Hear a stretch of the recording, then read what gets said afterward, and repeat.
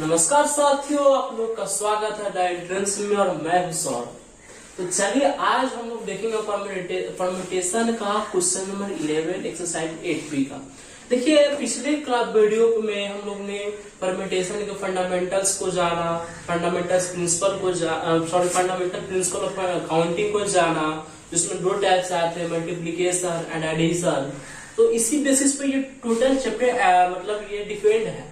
तो इसमें हम लोगों ने लगभग 10 क्वेश्चन को पहले डील कर चुके हैं पहले के दो वीडियो में। आज जो हमारा है वो तीसरा वीडियो लेक्चर है और इसमें हम लोग क्वेश्चन नंबर 11 देखेंगे और इसके आगे हम लोग देखेंगे। तो चलिए क्वेश्चन नंबर 11 को हम लोग स्टार्ट करते हैं। देखिए क्वेश्चन नंबर 11 क्या कह रहा है कि find the number of different signals that can be generated by the arranging of at least 2 flag in order one below the other. यानी देखिए कम से कम 2 फ्लैग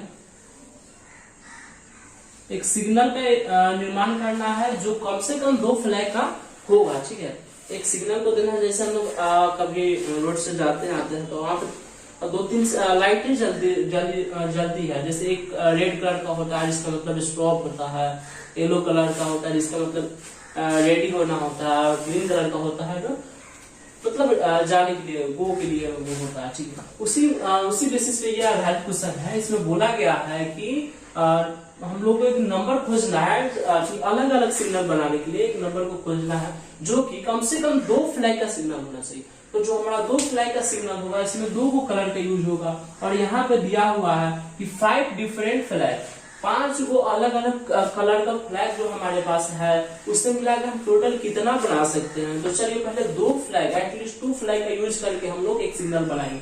तो 2 flag, total number of flag हम लोग के पास 5 है। क्या हम लोग पहले जो यूज करना है, जो पहले फ्लैग के रूप में यूज करेंगे उसके लिए हमारे पास ऑप्शन टोटल कितने हो जाएंगे, 5। दूसरा जो फ्लैग करेंगे यूज, उसमें 5 में से हम लोग एक यूज कर लिया तो हमारे पास बच जाएगा 4।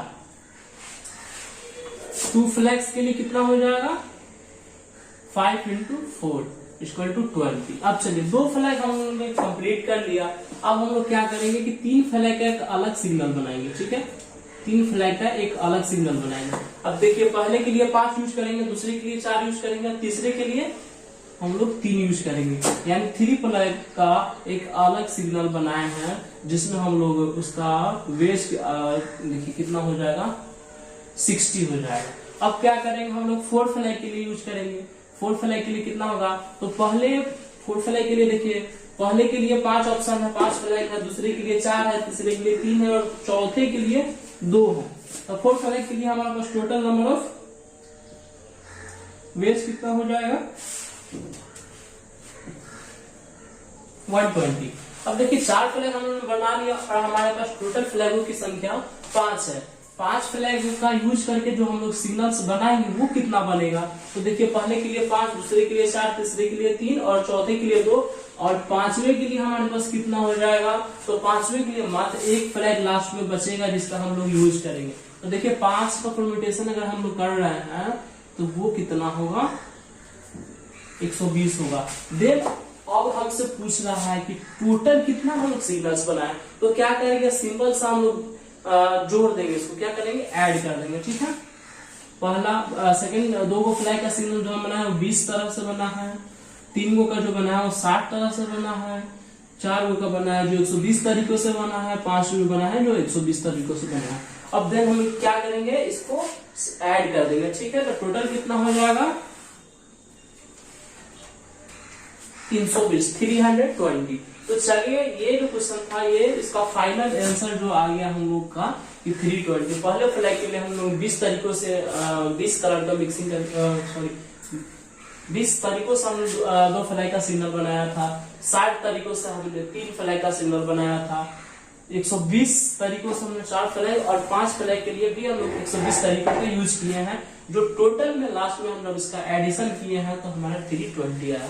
तो चलिए 11 नंबर क्वेश्चन हम लोग का सॉल्व हो गया। अब हम लोग क्या करेंगे कि 12 नंबर क्वेश्चन को हम लोग देखेंगे।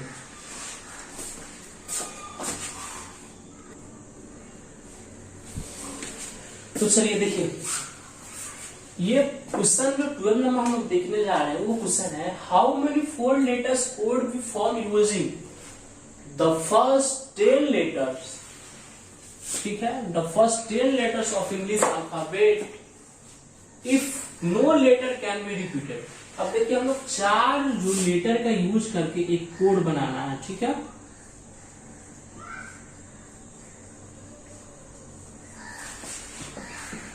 चार लेटर का यूज करके वो हम लोगों को एक कोड बनाना है। देखिए लेटर टोटल कितने हो जाएंगे 26। अल्फाबेट का लेटर टोटल कितना होता है इंग्लिश अल्फाबेट की 26 होते हैं, ठीक है। लेकिन यहाँ पे बोला गया कि फर्स्ट 10 लेटर, यानी हमको 26 यूज नहीं करना है, पहला 10 लेटर को ही यूज करना है। बोल रहा है कि if no letter can be repeated, यानी लेटर को हम लोग को रिपीट नहीं करना, यानी एक बार जिसका यूज कर लिया उसको दोबारा नहीं करेंगे। या बताइए कि फर्स्ट लेटर पे जब हम लोग यूज करेंगे तो टोटल हमको नंबर ऑफ लेटर्स कितना होगा 10 होगा, ठीक है। फर्स्ट लेटर को हम लोग यूज कर रहे हैं तो 10 होगा। अब 10 में से कोई एक लेटर यहाँ यूज हो जाएगा तो हमारे पास रेस्ट कितना बच जाएगा 9 लेटर्स।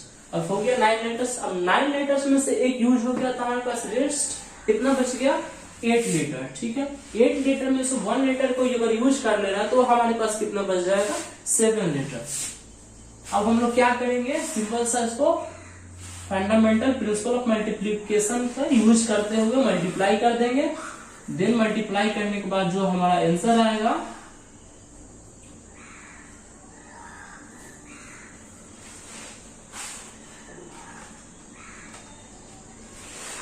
वो होगा 50-40, यानी 50-40 आंसर जो है वो मतलब हम लोग का आ जाएगा, ठीक है।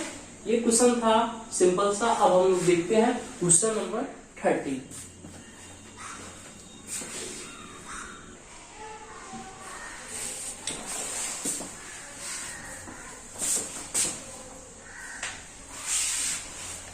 देखिए क्वेश्चन नंबर 30 क्या बोल रहा है, give A equal to 2, 3, 5 and B equal to 0, 1.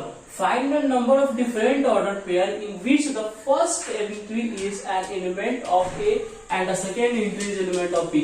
क्या बोल रहा है कि वो ऑर्डर पेयर हम लोग को बनाना है जिसका फर्स्ट एलिमेंट A होगा और जो सेकेंड फर्स्ट एलिमेंट होगा वो A का होगा और जो सेकेंड एलिमेंट होगा वो B का होगा। तो देखिए इस तरह से हम लोग कितने पेयर्स बना सकते हैं। तो क्या होगा, यहाँ से हम लोग कितने यूज कर सकते हैं 3।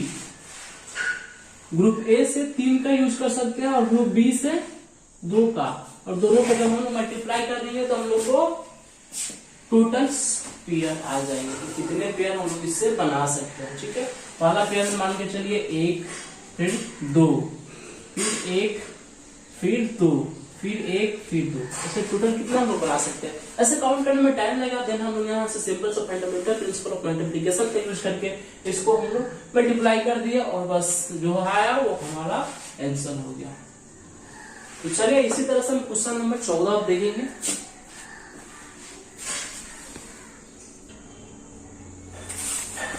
तो चलिए क्वेश्चन नंबर 14 हम लोग देखते हैं, ठीक है। क्वेश्चन 14 क्या बोल रहा है, how many arithmetic progression AP का, ठीक है, with 10 terms are there which first term is 1, 2, 3 and which common difference is 2, 3, 4।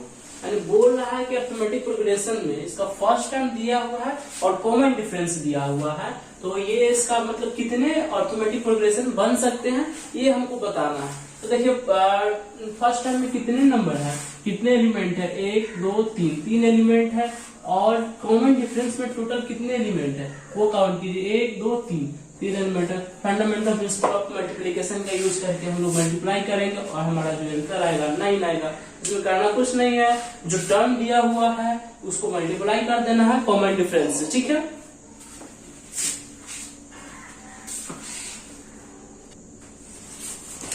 चलिए क्वेश्चन नंबर 15 हम लोग देखते हैं, ठीक है। 15 क्वेश्चन नंबर देखते हैं। There are 6 items in column A and 6 items in column B. A student is asked to match each item to column A with an item to column B, ठीक है। How many possible correct or incorrect answer are there to this question? ये question कह रहा है कि column A में 6 item है, fill in the blanks, match the following question आप लोग बनाए होंगे 1 2 3 4 5 और 6, A B C D E और F। ठीक, मैं फिल इन सब जब आप लोग मैथ्स का फ्लोइंग क्वेश्चन जब बनाए होंगे जिसमें कॉलम ए जो होता है, कॉलम ए,